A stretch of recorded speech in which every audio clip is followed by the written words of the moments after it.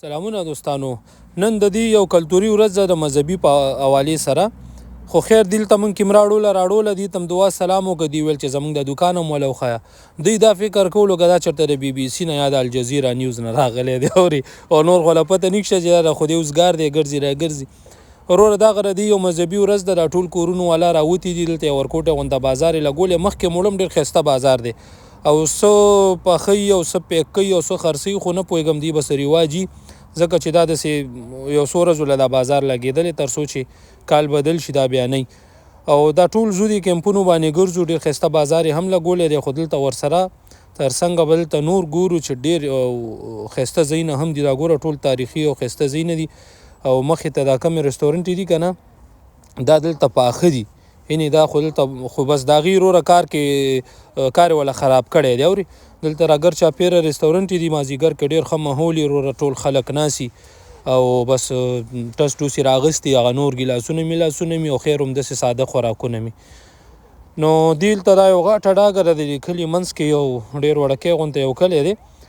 دغه دوکانونه یې لګولي ګرځو پکې مختلف شیونه خلکو لګولي دي او ډېر ښایسته سیستم دی. دې ویډیو باندې د بیکګراوند اواز ما ځکه سایلنټ کړی چې دلته هر دوکان کې میوزیک لګېدو او څنګه چې موږ خلک نعتونه یا داسې یو خاص ورځ یوه شی نه اورو داسې دوی مې یو څه لګولي خو هغه د ویډیو ټول سور خراب کړی.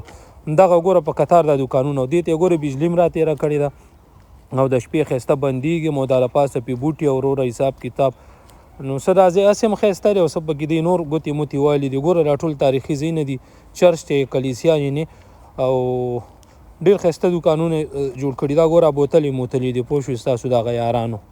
مخکې موړم او ډېر ښایسته شیونه پکې خرڅېږي خلک راوتي دي. وروسته مازدیګر کې دا بیا هم ډېر راډکېږي دا ځای که نه خو غرمه ده لا خلک راوتي نه دي ورځ هم د چوټۍ وه نو دې له خاطره ډېر ښایسته سیسټم یې کړی دی هلک.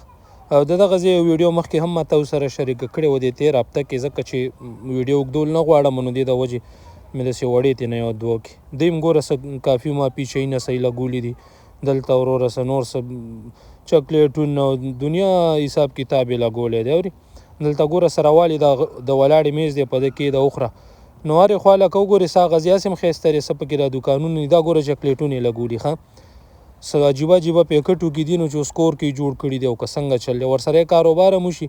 ظالم بچي دي په مذهبونو سیسټمو کې هم دومره مرمت ځان ته کړی د هغه نه هم کاروبار جوړ کړی. نو ډېر ښایسته ځای تېرېدم ځکه نو تاسو خپل نظر را سره کمنټس کې شریک